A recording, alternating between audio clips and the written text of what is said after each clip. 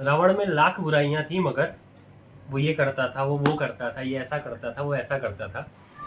दशहरा और दिवाली आते आते आप ऐसे बहुत सारे मीम, ऐसे बहुत सारे पोस्ट सोशल मीडिया पे और इंस्टाग्राम पे पढ़ेंगे, सुनेंगे, जिसमें रावण की महिमा मंडल की जा रही है, जहाँ रावण को महान बताया जा रहा है। कुछ अति बुद्धिशाली लोग आएंगे और बताएंगे कि रावण इतना महान था कि उसने सीता माता को अपने अशोक वाटिका में रखा जरूर, पर उनकी मर्जी के बिना उन्हें हाथ नहीं लगाया। वो ये बताएगा कि उसके पास इतनी शक्ति थी, उसके बाद भी उसने राम के सामने युद्ध हारने की बात कही। ऐसा बताया जाएगा कि रावण चाहता तो कुछ भी कर सकता था, पर उसने ऐसा नहीं किया, वैसा नहीं किया। और ये जो पूरा महिमा मंडल है, उसके चक्कर में राम को छोटा दिखाते हुए, हमारे प्रभु श्री राम को और माता जानकी को छोटा दिखाते हुए रावण को बड़ा बना दिया जाएगा, और फिर ये कहा जाएगा कि हमने अन्याय किया है। पर अब बात जब ये आती है कि अगर आपको थोड़ी जानकारी हो, अगर आपने रावण को पढ़ा हो, राम को पढ़ा हो, या उसके बारे में सुना भी हो, तो भी आपको पता होगा कि रावण में लाख बुराइयां तो थी, और लाख बुराइयां ही थी, कोई भी अच्छाई नहीं थी। अच्छाई के मामले में उसके पीछे की जो कहानियां हैं वो आपको नहीं पता है।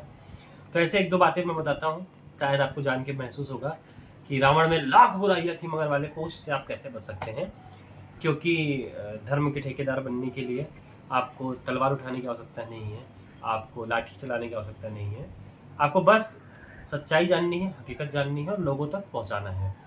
तो रावण रावण राक्षस क्यों था, रावण बहुत बड़ा शिव भक्त क्यों था, इन सब के पीछे की कहानी है।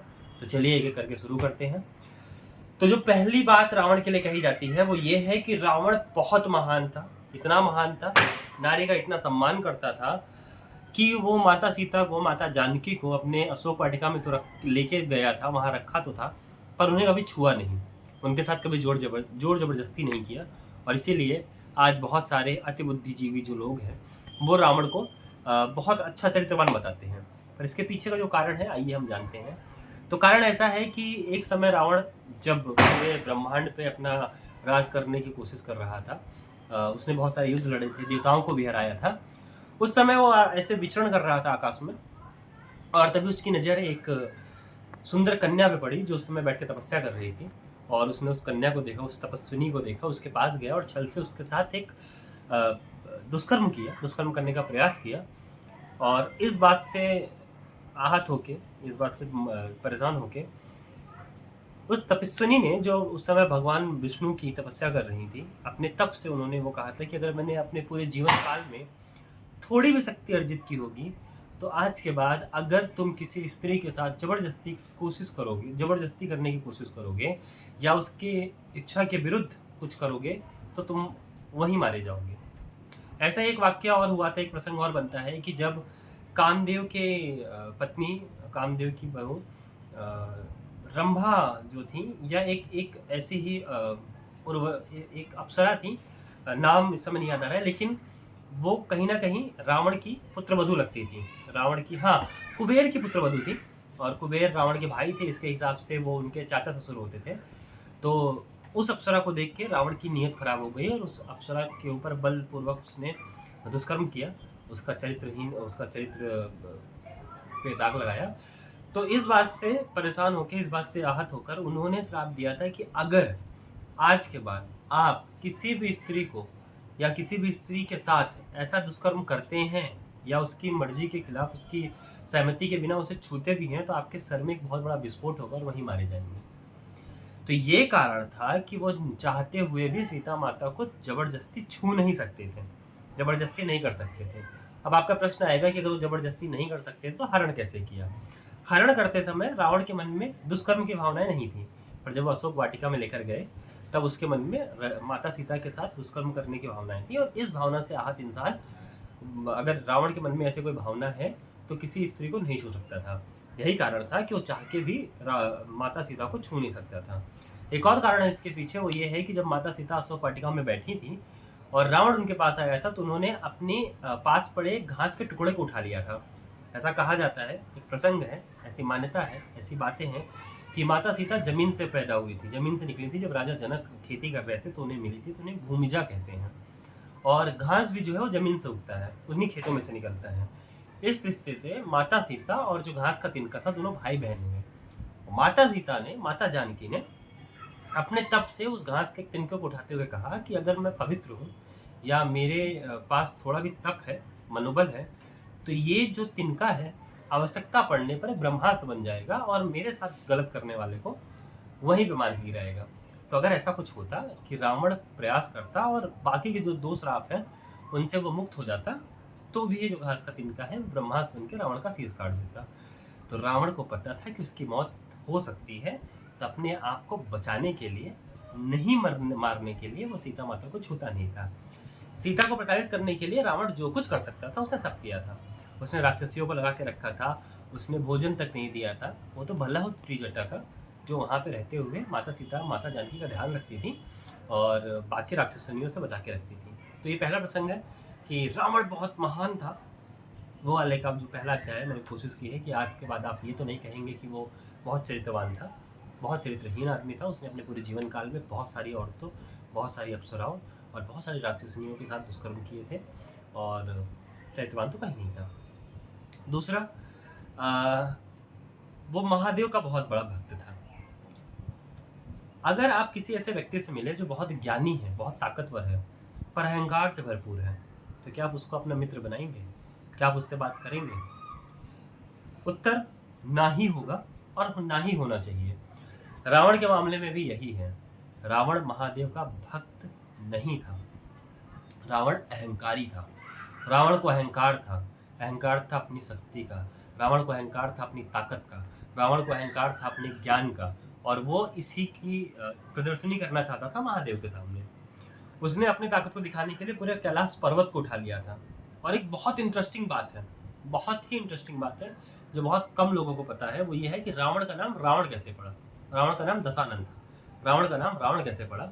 रावण का नाम, उसकी कहानी ऐसी है कि जब वो पहाड़ उठा रहा था और पहाड़ उठाते समय उसने महादेव को ताकत दिखाई कि मैं कैलाश उठा सकता हूँ, उस समय महादेव मुस्कुराए और अपने अंगूठी को सिर्फ उस कैलाश की चोटी पे रख दिया और उससे जो कैलाश से दब गया, और उस कैलाश के दबने से रावण का जो हाथ था वो उसके नीचे आ गया और वो इतनी तेज चिल्लाया, इतनी तेज चिल्लाया कि वहाँ से उसका नाम रावण पड़ गया। रावण का मतलब होता है बहुत तेज आवाज में रोना या चिल्लाना, तब से उसका नाम रावण हो गया। दूसरी बात, अपने शीश को काट के शिव जी की पूजा करना।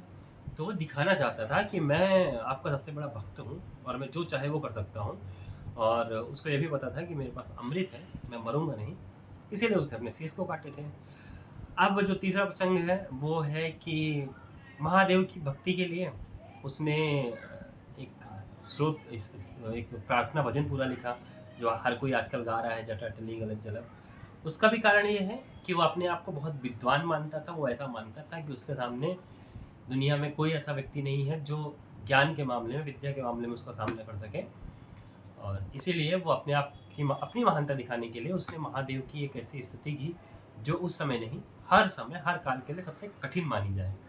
तो उसने अपने आप को दिखाने के लिए ये भी किया, और जब वो प्रसन्न हो गए, जो सोने की लंका है जो कुबेर ने बनाई थी माता पार्वती के लिए, वो लेकर गए, वहाँ रहते थे। उसकी आगे कहानी सबको पता है।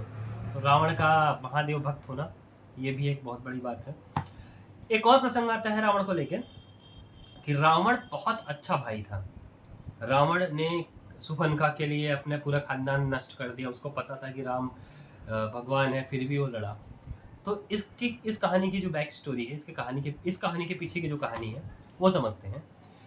तो सूपनखा जो थी वो रावण की बहन थी, ये बात हमको पता है, पर ये बात बहुत कम लोगों को पता है कि सूपनखा का विवाह जिससे हुआ था, उनकी हत्या करने का काम जिसने किया था वो रावण ही था। तो सूपनखा का विवाह एक राक्षस राज से हुआ था। उनका नाम अभी ध्यान नहीं आ रहा है, पर मैं आपको बहुत जल्दी बताऊंगा। तो हुआ ऐसा कि जब रावण निकले, विद्युत जेव्य नाम था उनका, और जब रावण पूरे विश्व को जीतने निकला तो सबसे पहले ही वो राक्षसों के टोले में पहुंचा और उनका सामना हो गया था वहाँ के सेनापति से, और वो थे विद्युत। और उन्होंने मना कर दिया। उन्होंने कहा कि भले आप मेरी पत्नी के भाई हैं, और इस हिसाब से मैं आपको रिश्तेदारी में भी कहता हूँ कि आप ऐसा मत कीजिए, आगे मत बढ़िए, यहाँ तहस नहस मत कीजिए, अन्याय मत करिए, हमारे यहाँ की औरतों के साथ कुछ गलत करने का मत सोचिए। मतलब कुल मिला के आप ये अपना जो पूरा विचार है, प्लान है, उसको ड्रॉप कर दो, त्याग दो और चले जाओ वापस, आप अपनी लंका चले जाओ। तो रावण ने सबसे पहला काम किया कि उन्होंने अपने आप को विश्व विजेता बनाने के लिए सबसे पहले अपने बहन के पति यानी अपने बहनोई उनका कत्ल कर दिया। उनको मारने के साथ ही एक विनाश की शुरुआत की, जो आगे धीरे धीरे जाके बाद में भगवान राम के हाथों खत्म हुई। उस घटना के बाद सूर्पनखा ने कसम खा ली कि कोई एक ऐसा मौका आएगा जहाँ पे मैं रावण और उसके पूरे परिवार को तबाह कर दूंगी। तो सूर्पनखा की ये कहानी जान के मुझे ऐसा लगता है कि आप ये मानेंगे कि रावण भले कुछ भी हो सकता है पर एक अच्छा भाई तो नहीं ही था। और यही कारण था कि जब उन्होंने राम लक्ष्मण को देखा और मोहित हो गए। बाकी इसकी कहानी आप सबको पता है आगे क्या हुआ, नाक कटी और ये आगे की घटना हो रही है। तो रावण सूर्पनखा ने जाके रावण को ये नहीं कहा था कि मेरी नाक काटी और आप चाहिए लड़िए। तो अगर आप पढ़ेंगे रामायण तो उसमें जिक्र आता है कि जब सूर्पनखा आके बताती हैं कि उनके नाना श्री बैठे हुए हैं और मरीच बैठे हुए हैं और विभीषण हैं, बाकी मेघना सब लोग हैं, और आके जब ये बताती हैं कि किसी ने मेरी नाक काट दी क्योंकि मैं उससे मोहित हो रही थी या कुछ हो रही थी, तो रावण सुनता ही नहीं, ध्यान ही नहीं देता। तब सूर्पनखा कहती है कि मैंने एक ऐसी स्त्री देखी है जो दुनिया की सबसे सर्वश्रेष्ठ स्त्री है, उससे सुंदर तो आज तक कोई हुआ ही नहीं है, हो ही नहीं सकता। और उस स्त्री को मैं आपके लिए लेके आ रही थी। मैं चाहती थी कि ऐसी स्त्री मेरी भाभी बने या मेरे भाई के साथ रहे, मेरा भाई उसका सुख भोगे। तो जब मैं उस स्त्री को लेने जा रही थी, जब उस मैं महिला को हाथ लगा रही थी, तब किसी ने मुझे रोका और मेरी नाक काट दी। तो इस बात से कि एक ऐसी वस्तु है इस दुनिया में जो रावण के पास होनी चाहिए और रावण के पास नहीं है, वो तब गया था सीता का हरण करने। वो सूर्पनखा के लिए नहीं गया था, वो अपनी बहन के लिए नहीं गया था, वो भाई होने के नाते नहीं गया था। वो गया था अपनी वासना पूर्ण करने, वो गया था अपनी लालच पूर्ण करने, वो गया था अपना अहंकार शांत करने। और आगे की कहानी आपको उसके बाद क्या हुआ वो पता है। तो ये 3 प्रसंगों के साथ मुझे लगता है कि अब आप ये ज़रूर मानेंगे कि रावण में लाख बुराइयां थी मगर नहीं आएगा, सच में लाख बुराइयां थी। और ऐसे कई प्रसंग हैं जिसके बारे में उनको उसका महिमा मंडल किया जाता है।